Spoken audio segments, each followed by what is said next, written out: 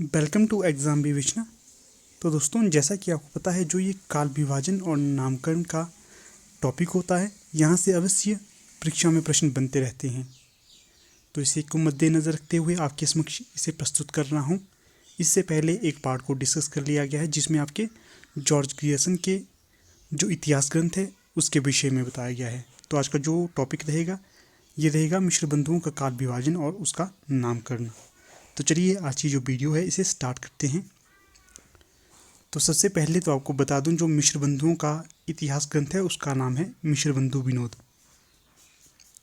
इसके पश्चात कई बार ये प्रश्न भी बनता है कि जो मिश्र बंधुओं की संख्या कितनी है, तो ये हो जाएगी 3। कौन कौन से हैं? गणेश बिहारी मिश्र, श्याम बिहारी मिश्र और सुखदेव बिहारी मिश्र। आपको याद इसी क्रम में रखना है। सबसे पहले आएंगे गणेश बिहारी मिश्र, उसके पश्चात आएंगे श्याम बिहारी मिश्र, उसके पश्चात आएंगे सुखदेव बिहारी मिश्र। कई बार ये प्रश्न कन्फ्यूजन करने के लिए डाल दिया जाता है कि निम्न में से कौन सा बिहारी जो मिश्र बंधुओं में सम्मिलित नहीं है, तो यहाँ पर गलती से वहाँ पर डाल देते हैं कृष्ण बिहारी मिश्र। तो जो कृष्ण बिहारी मिश्र होंगे तो ये इनमें शामिल नहीं होंगे। इसका आपको विशेष ध्यान रखना है। इसके पश्चात जो मिश्र बंधु विनोद है इसे 4 भागों में विभक्त किया गया है। तो जो प्रथम बार इसका प्रकाशन हुआ था तो उस समय इसे 3 भागों में प्रकाशित किया गया था, और जब दूसरी बार इसका प्रकाशन हुआ था तो इसे एक ही भाग में प्रकाशित किया था। तो जो प्रथम बार इसके 3 भाग प्रकाशित किए गए थे तो वो किए गए थे 1913 में, और जो इसका दूसरा या चतुर्थ पार्ट था तो उसे 1934 में प्रकाशित किया गया था। इसके पश्चात महत्वपूर्ण टॉपिक ये भी है कि यहाँ से प्रश्न बनता है कि जो मिश्र बंधु विनोद है उसमें कवियों की संख्या कितनी है, तो ये है 4500 के करीब। आगे है जो ये ग्रंथ है, इसमें अज्ञात कवियों के बारे में बहुत ही संक्षिप्त और महत्वपूर्ण जानकारी प्रदान की गई है। कभी आपको समय लगता है तो इसे अवश्य पढ़िएगा, बहुत ही अच्छा ग्रंथ है।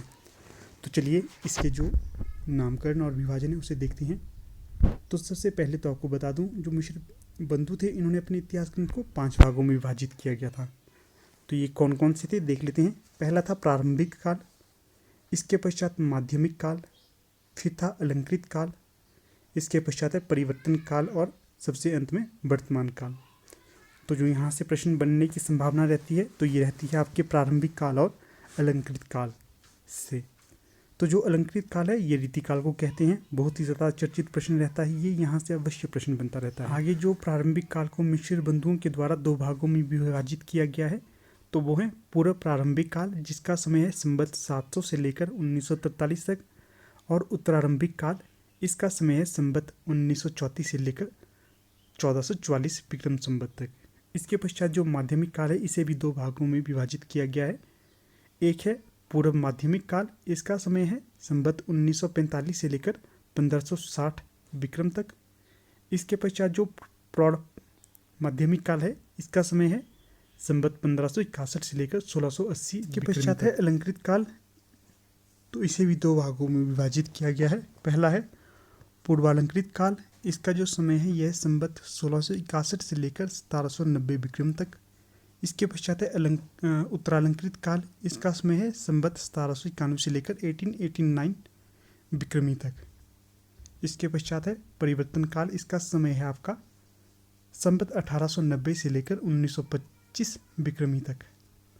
इसके पश्चात सबसे अंत में है वर्तमान काल, इसका समय है संवत 1926 विक्रमी से लेकर अब तक।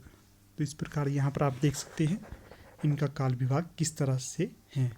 फिर से आपको एक बार बता देता हूँ। पहला है प्रारंभिक काल आदिकाल के लिए, माध्यमिक काल भक्ति काल के लिए, अलंकृत काल रीतिकाल के लिए, परिवर्तन काल और वर्तमान काल ये आधुनिक काल के लिए ही इनके द्वारा कहा गया है। तो इस प्रकार आप इसे याद रख सकते हैं, इनका काल विभाजन किस प्रकार से है और इनका नामकरण किस प्रकार से है।